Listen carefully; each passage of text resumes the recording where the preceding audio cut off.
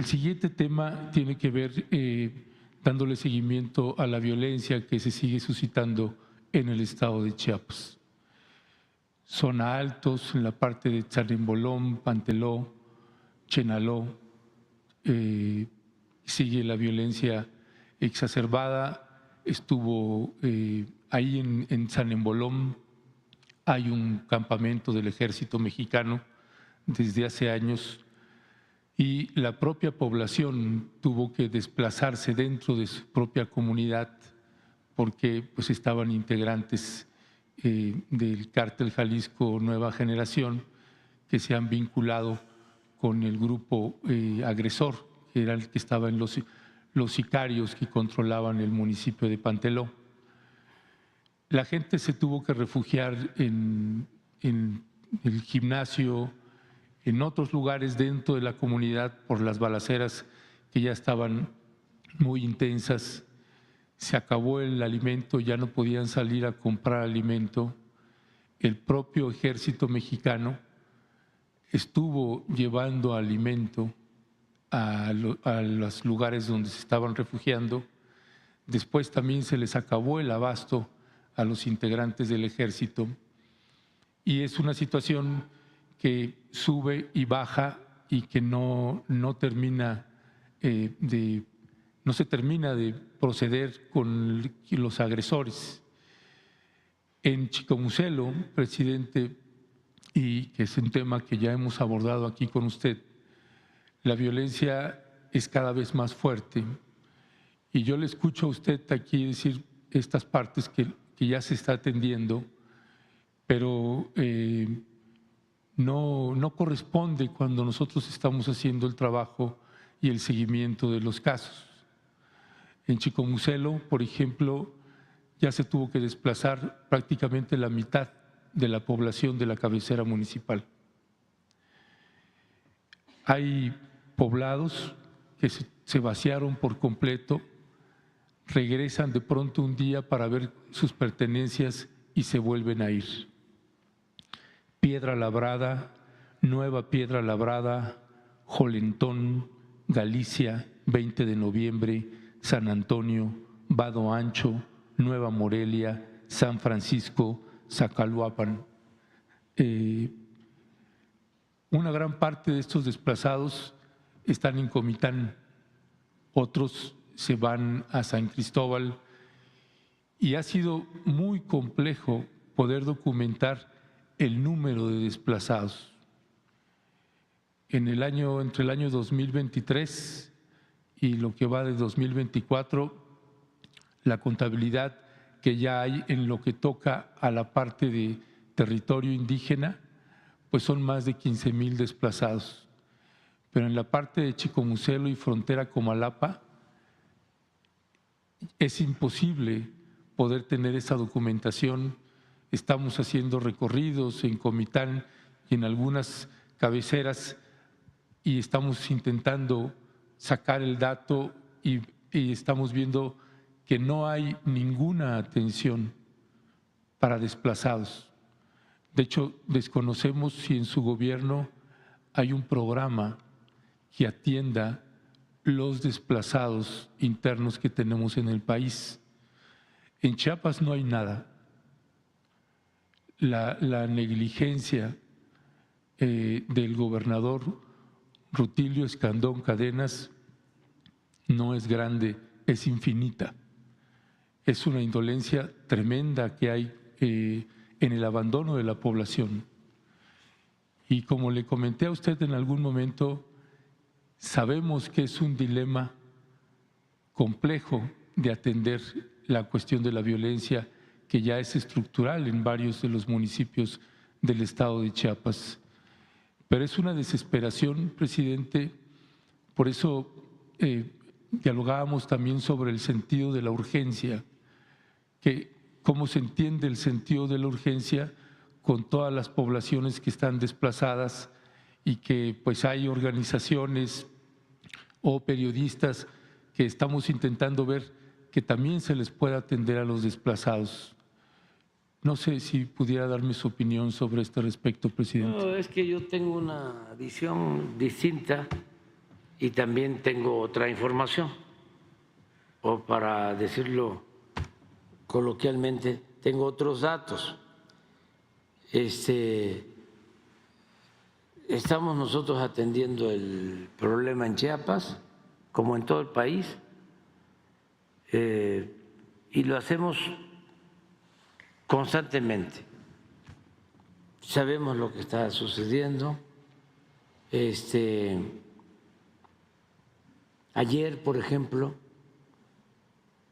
hoy, en el informe de la mañana, se habló de los desplazados de la frontera.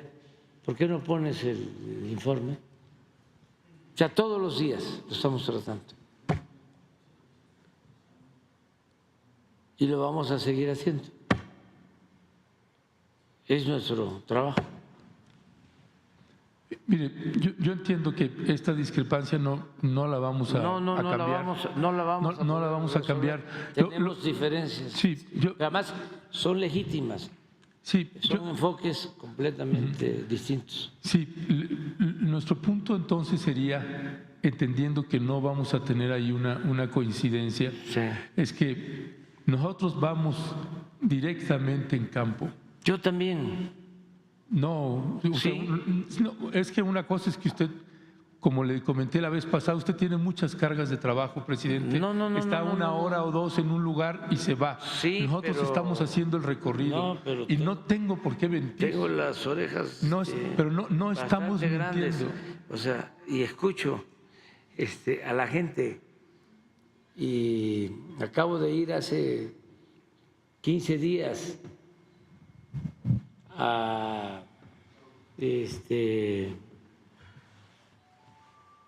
Tuxtla, y fuimos incluso a la Concordia, y hablando con la gente, ¿sí? Ellos mismos, un trabajador me dijo, es importante que se busque un acuerdo, y qué bien que sale, ¿no? Porque ayuda mucho. Un acuerdo,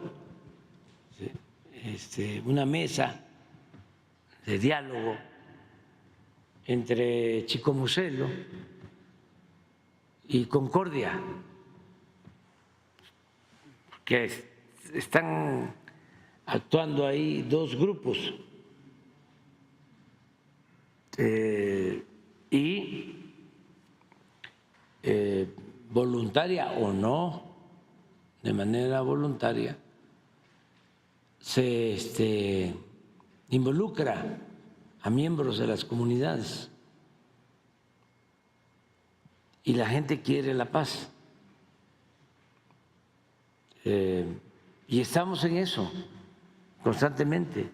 Y hoy informaron, nada más que a lo mejor no quedó por escrito, porque informó no, Luisa. ¿Por qué no le hablas por teléfono? Y la ponemos aquí.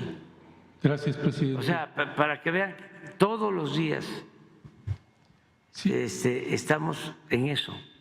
Presidente, más allá de que no vayamos a llegar a coincidir en esta parte, le preguntaría entonces, presidente, si hay algún programa en su gobierno que esté enfocado en el seguimiento y atención a poblaciones desplazadas en México. Sí. ¿Cómo se llama ese? Perdón, no conozco yo ese programa. Pues son todos los programas de bienestar. Es que ya no actuamos como antes, o sea, de manera aislada. El programa para desplazados, el programa para mujeres violentadas. ¿Tienen registro de cuántos desplazados hay en México, presidente? Sí. Se tiene toda la información. ¿No la podrían compartir? Sí, cómo no. Nosotros sabemos, ¿sí? En México hay 35,000 hogares, ¿sí? Y sabemos exactamente, ¿sí?, cómo están distribuidos, hasta en los pueblos más apartados, rancherías, ejidos, comunidades, ¿sí?, pueblos, ciudades, municipios. Sabemos, por ejemplo, quienes reciben apoyo. A lo mejor no vamos a coincidir contigo, ¿sí?, pero en el tiempo que llevamos en el gobierno, y es algo que me llena de orgullo y me tiene muy tranquilo, en mi conciencia, es de que el estado en donde ha habido más disminución de pobreza es Chiapas. Entonces, por eso conozco bien lo que está sucediendo. 10% menos de pobreza con relación al 18. Y muchísimo más se ha avanzado con relación a los gobiernos anteriores, al 18. Sí, pero durante el gobierno de Rutilio Escandón Cadenas, Sí, como antes de Manuel Velasco, sí, la cuestión de la violencia se disparó. sí, sí. Y mire, presidente, yo lo único que le comento, y se lo digo de forma ya personal, siempre durante todo su sexenio ha sido un dilema ético para mí venir y hacerle los planteamientos. No hay de los ningún casos. problema. No, sí, en la democracia. ¿sí? Es un dilema ético, presidente. No. En la democracia. Usted ha hecho una aportación muy importante para el país, pero hay en las partes, en lo que toca a graves violaciones de derechos humanos o cuestión de violencia en el país, es un tema que es muy difícil abordar con usted, sí, porque no hay coincidencia. Pero ¿de qué sirve que hagamos? No tenemos por qué coincidir. No, yo entiendo eso. Porque la democracia, ¿sí?, es pluralidad. O sea, no es pensamiento único. O sea, nada más que tenemos posturas distintas. O sea, mira, yo tengo diferencias con las llamadas organizaciones no gubernamentales, porque, entre otras cosas, son utilizadas no solo en México, en el mundo, para mediatizar las transformaciones, los cambios, o de plano se ponen al servicio de los gobiernos hegemónicos. Las llamadas organizaciones no gubernamentales, las llamadas organizaciones de la sociedad civil, todo eso que se considera como nuevas políticas públicas, desde mi concepción, lo fueron creando durante el periodo neoliberal para partir, para fraccionar, para dividir, ¿sí?, la problemática social o la esencia de los problemas sociales, para que volteáramos a ver para otro lado. Entonces, por ejemplo, en el caso de derechos humanos, ¿sí?, yo sostengo, hay organizaciones de derechos humanos que quieren administrar siempre las violaciones de derechos humanos. Entonces, yo no coincido con eso. Claro que estoy en contra de la violación de los derechos humanos, pero para que no haya violación a los derechos humanos, lo más importante desde mi perspectiva es que no haya Estado autoritario, porque el principal violador de los derechos humanos es el Estado autoritario. Entonces, es común, o era, y ahora no lo es tanto, de que hubiesen organizaciones, ¿sí?, sectoriales, ¿sí?, de gremios, y nos ocuparan en eso y nos olvidáramos de luchar contra estados autoritarios y corruptos. Entonces, en el caso de Chiapas,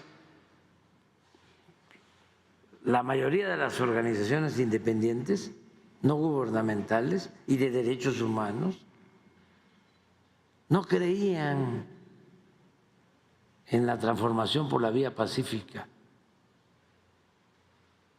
y por la vía electoral. Votaban en contra de nosotros o llamaban a no votar. ¿Sí? Y ¿qué pasaba en Chiapas con esa influencia que todavía predomina? Barría el bloque conservador, barría en las elecciones. Resulta que al final el tiempo, el trabajo, la fatiga, la organización, no solo el discurso, porque la política es pensamiento, pero fundamentalmente es acción. Triunfamos con el impulso de todo el pueblo, y quienes no creían en la vía nuestra siguen todavía aferrados a lo mismo y se les hace muy fácil, ¿sí?, compararnos con los gobiernos autoritarios. Es lo que siempre he dicho. Una vez un periodista de La Jornada, de un gran periódico, aquí lo comenté, Luis Hernández, me reclama en una entrevista, me dice, ¿y los vuelos rasantes del ejército en Chiapas? Me reí, porque se quedó en el almanaque. O sea, en la época en que a lo mejor había vuelos rasantes, pero ahora resulta que el comandante supremo de las Fuerzas Armadas, el presidente actual, no permite la represión y no permite que el ejército se utilice para reprimir al pueblo. Entonces, no cambian, ¿sí? Entonces piensan, es lo mismo. No, no somos iguales. Entonces, aquí está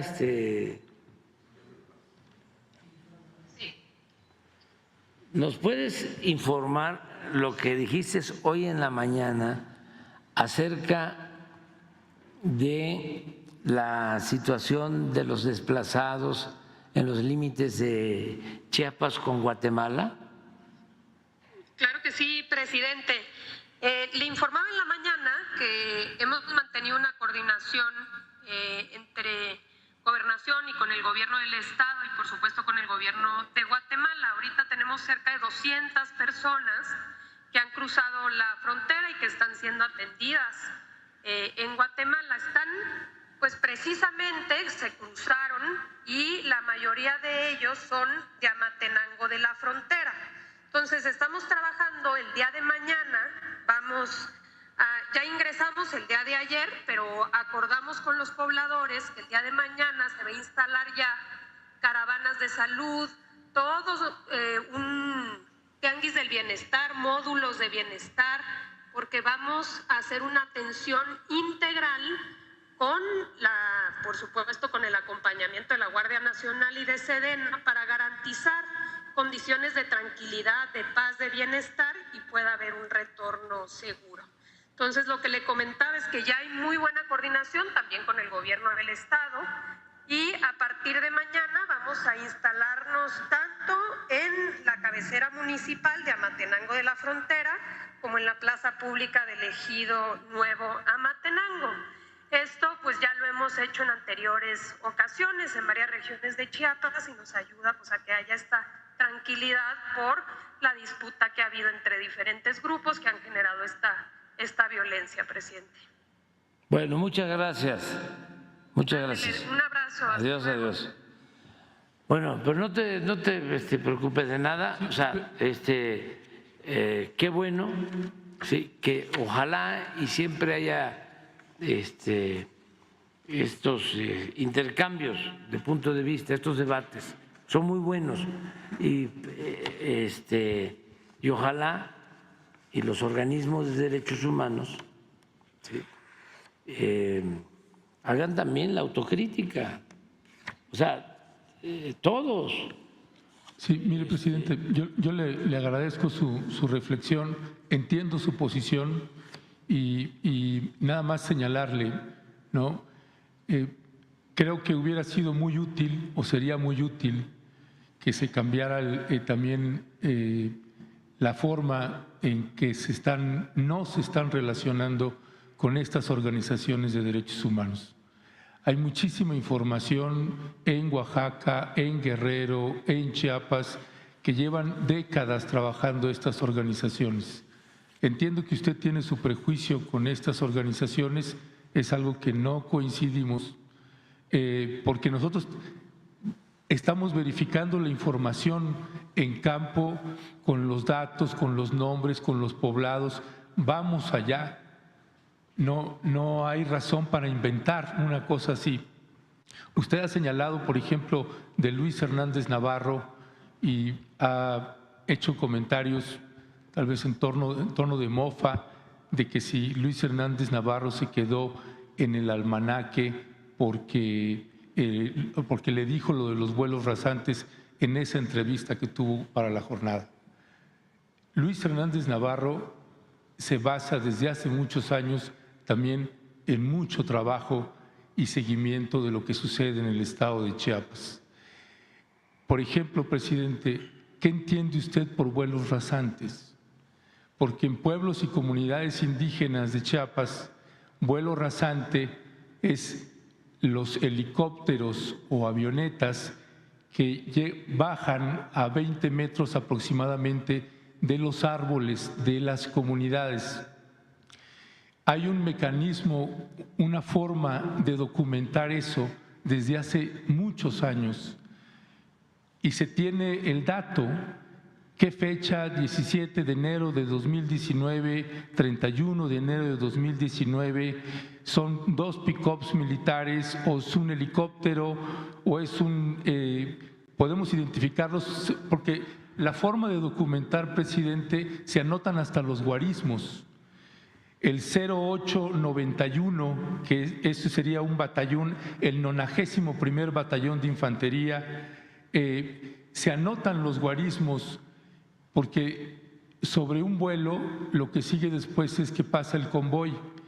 Está todos los datos, cuántos vehículos, cuántos militares, y no tienen por qué inventar. Usted dice, no, yo tengo toda la información, es la información que le da el ejército. Yo puedo entender eso, presidente, y que usted va a decir, le va a creer al ejército de todo lo que le diga el ejército. Le creo al pueblo y mira, ya no tiene caso. Pero es que Luis Hernández Navarro es un hombre íntegro, presidente. Yo tengo una opinión distinta. No, pero yo tengo no sencillamente. No, ya no hay ahorita, pero cuando se lo dijo había. Sí, por eso. Ese es el punto, nada más. Pero es válido, es muy válido que no coincidamos.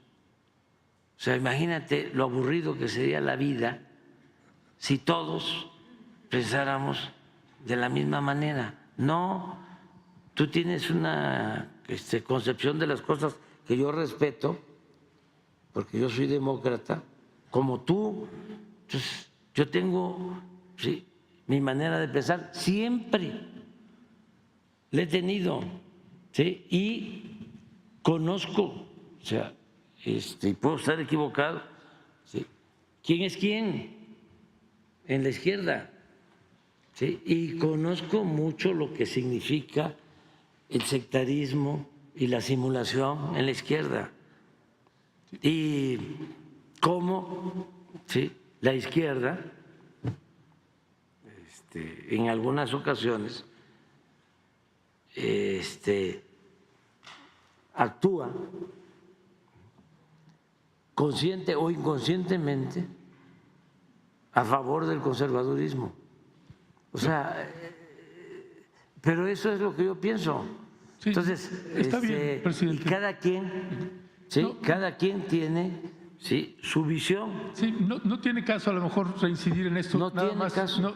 Nada más comentarle que ojalá se le pueda dar una atención a los desplazados. Sí, lo estamos haciendo.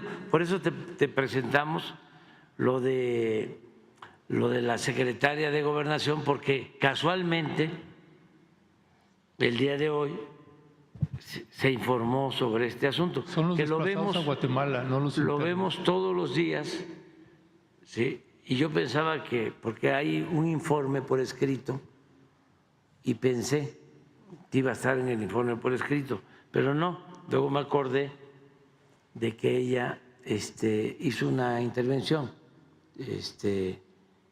sin el informe, y por eso le pedimos esto, y estamos pendientes, y no hay ningún problema. O sea,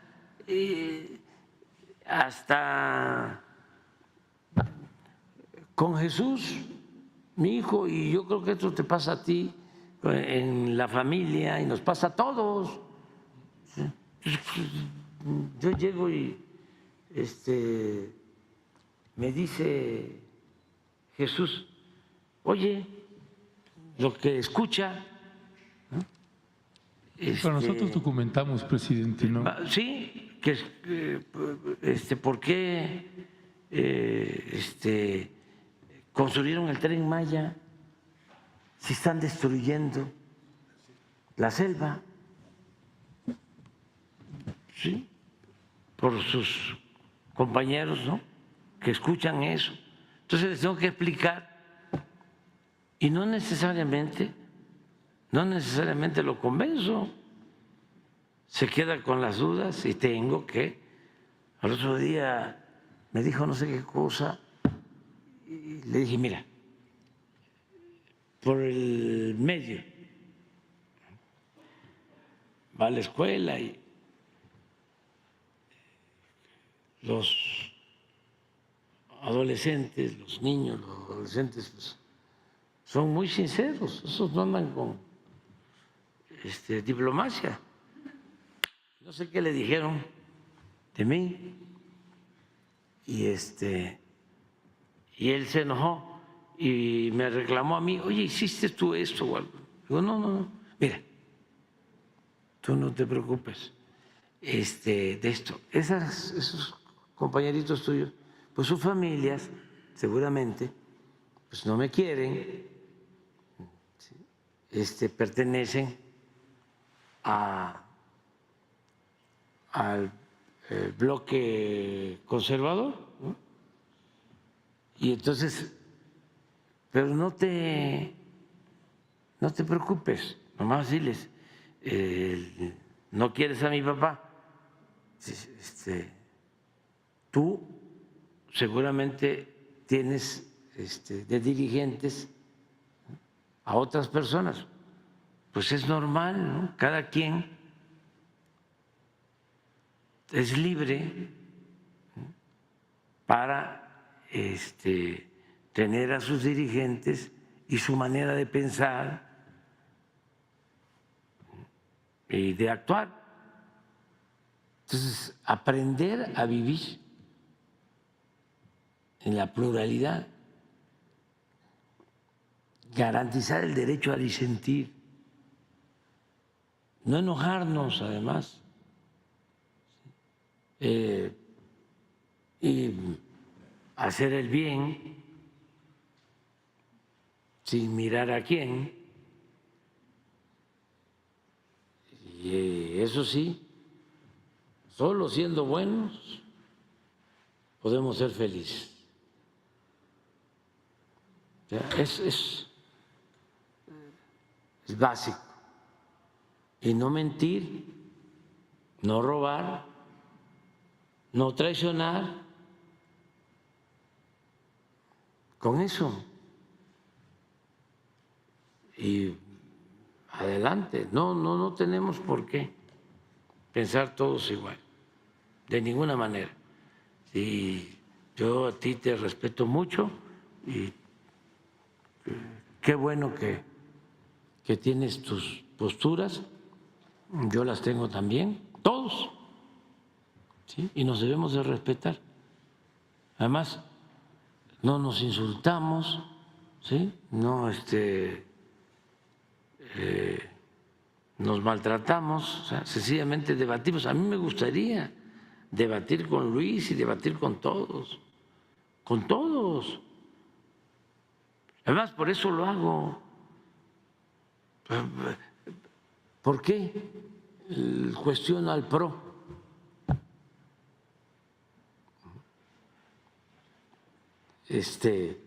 Porque hacen cosas que yo considero no son justas.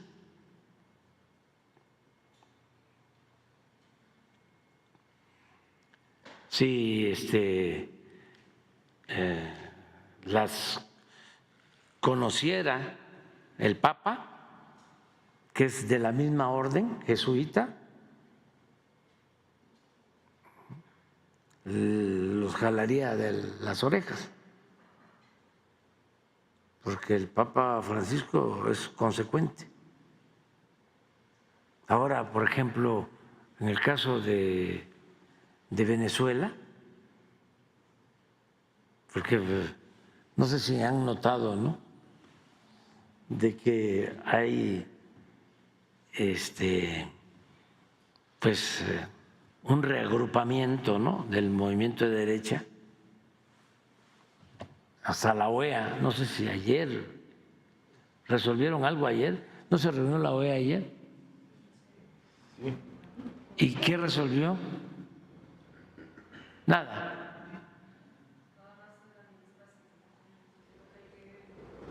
Mantener la independencia, pero eso fue la ONU.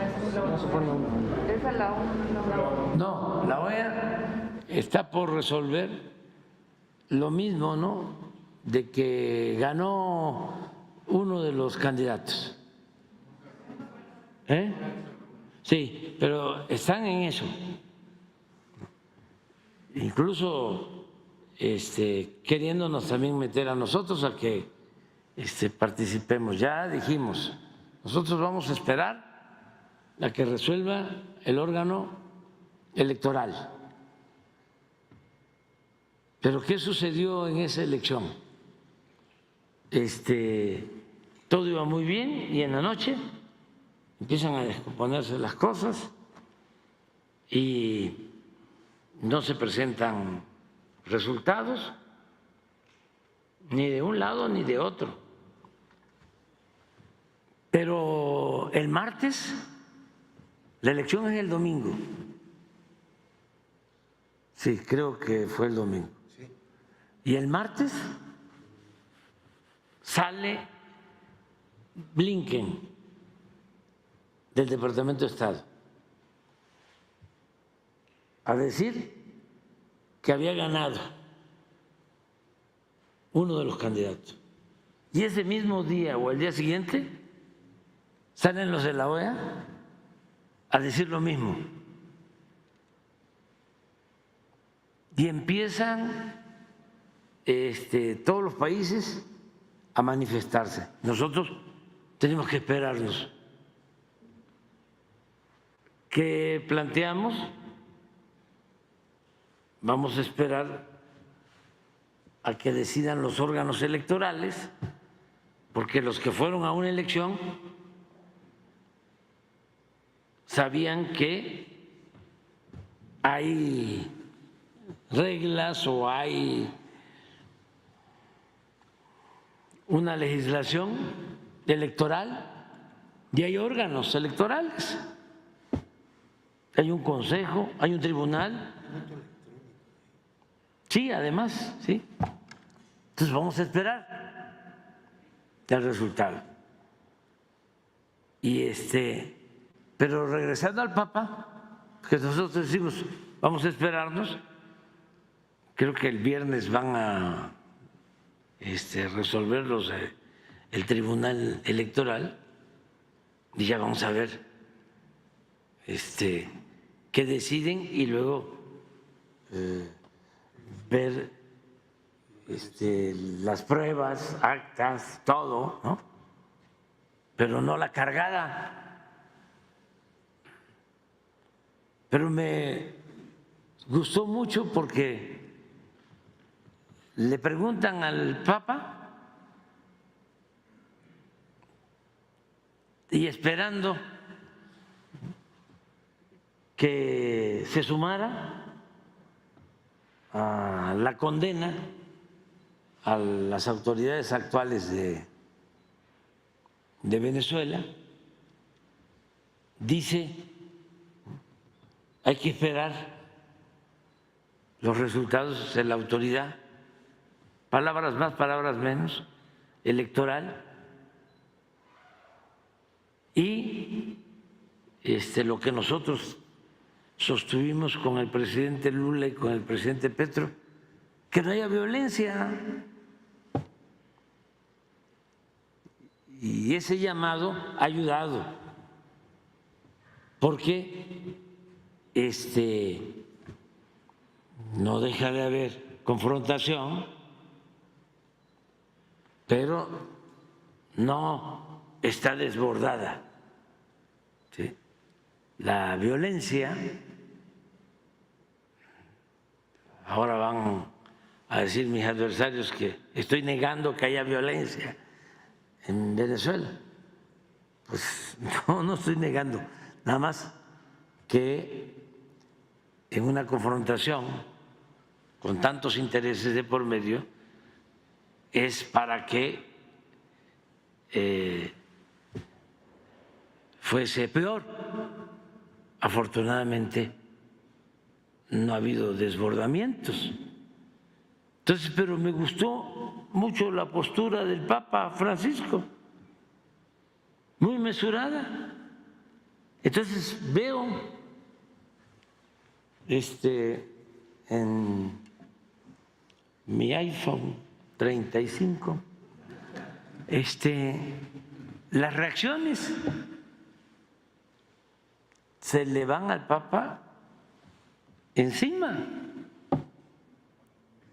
porque lo que querían era la condena. ¿Cómo? Si nosotros no estamos en ningún organismo electoral en Venezuela, este es un asunto que corresponde a los venezolanos, y lo que deseamos es que haya una solución pacífica a las controversias, lo que ha sido nuestra política exterior siempre, y actuar con prudencia y no dejarnos acarrear. Pero en el caso de organizaciones como el PRO, que participa, en el caso de Ayotzinapa, para elaborar una resolución de un juez que deje en libertad, argumentando de que había habido tortura a más de 60 personas y existiendo pruebas de que esos que argumentaron que habían sido torturados, porque no fueron torturados todos, de esos que argumentaron para salir, luego como testigos protegidos declaran de que ellos sí habían participado en la desaparición de los jóvenes. O sea, todos esos descuidos,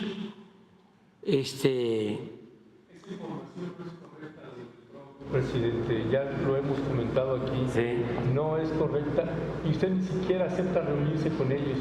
Clarificaría muchísimas si dudas. aquí vienen, No, con usted a solas. Y aquí con vienen su con los trabajo. padres. Porque entonces podría usted corregir algunas de las afirmaciones que hace con respecto del trabajo del PRO. No. Su palabra tiene muchísimo peso. No. Su palabra no solamente tiene una mancha. No, mis palabras son sinceras. La integridad y el trabajo de mucha gente. Sí. Es un trabajo honesto. Sí, pero No tienen que estarlo. sí, no, pero hicieron un daño. ¿Sí? Y ya basta de simulación. Hay que llamar a las cosas por su nombre. Y en vez de reconocer, ¿sí?, de que cometieron estos errores y que además existen las pruebas, y ya se las envié. Ya les envié las pruebas. Entonces, a pesar de que existen estos errores, continúan con lo mismo. Entonces, ya basta de simulación. Se prolongó mucho el régimen de corrupción y de injusticias y de privilegios porque hubieron muchas organizaciones y medios de comunicación que mediatizaron, ¿sí?, y que además simularon estar del lado de la gente cuando en los hechos estaban conscientes o inconscientemente a favor de la oligarquía. O sea, muchas organizaciones no gubernamentales, muchas, de la llamada sociedad civil, periodistas independientes, muchísimos casos, gente supuestamente de izquierda que jugaban ese papel de alcahuetes del régimen y que le hicieron mucho daño al país. Y ahora, en vez de hacer la autocrítica, se nos enfrentan o se suman. Las marchas estas de Rosa, ¿cuántos simuladores? ¿Cuánta gente que aparentemente estaba en contra del régimen antidemocrático, autoritario, represor, ahí andan. Y medios, y ya no voy a seguir mencionando por su nombre a las personas, pero ya basta de eso. Ya basta, y es importante que se mantenga el debate sobre estos asuntos. Nos afectó muchísimo. ¿Saben cuántas veces fui a Chiapas a visitar las comunidades? Muchísimas veces. Nada, muy difícil. Arrasaban nuestros opositores, porque las organizaciones, ¿no?, radicales, entre comillas, llamaban a no votar. ¿Saben qué dijo Marcos de mí? Entre otras cosas, que yo era el huevo de la serpiente. Y que además ellos iban a llevar a cabo la transformación de abajo hacia arriba. Se iba a construir el nuevo poder popular. Y sí, eso teóricamente es muy atractivo. Nada más que, entre otras cosas, para construir el poder popular de abajo hacia arriba, como al final lo construimos entre millones de mexicanos, con esta transformación que se está llevando a cabo, ¿saben qué se requiere? Pues no solo la teoría, se requiere de muchas fatigas, de mucho trabajo, abajo con el pueblo. Es un trabajo de concientización, de información, y eso se hizo durante años, y por eso se logró la transformación. Entonces, ahora están molestos porque se logró afortunadamente la transformación, y en vez de actuar con honestidad, de decir, qué bien, que ya no hay represión, que ya no hay desaparecidos, que ya no hay vuelos rasantes, que ya no hay tortura, que no se utilice el ejército para reprimir al pueblo. En vez de eso, no, es lo mismo que la derecha, que nos vaya mal para que no siga avanzando la transformación. Es muy sectario y muy egoísta ese pensamiento. Afortunadamente, lo nuestro no fue un movimiento que se sustentó en la toma de conciencia de una vanguardia, de un grupo, sino en una revolución de las conciencias de millones de ciudadanos. Por eso, lamentablemente, han fracasado las revoluciones de izquierda, porque los movimientos se dan a partir del desarrollo político y de la concientización de vanguardias, no necesariamente de los pueblos. Y por eso se echan a perder los dirigentes, porque no hay un movimiento que acompañe y que ayude a que no se den las desviaciones en la dirección o en el gobierno. Entonces, es muy interesante el tema y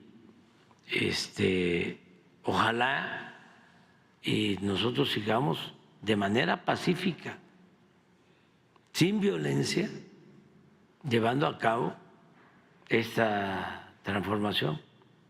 Pero sí tenemos que enfrentar a la derecha, que dicen también extrema derecha. No, es derecha y ni les llamo de derecha. No fue casual que yo haya buscado cómo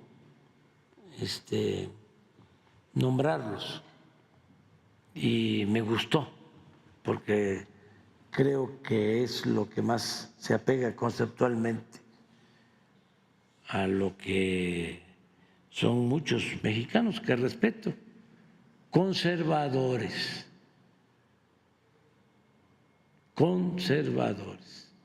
Entonces, además de los conservadores, tiene uno que enfrentar a los progres, buena ondita. Bueno, vámonos a desayunar. Dios.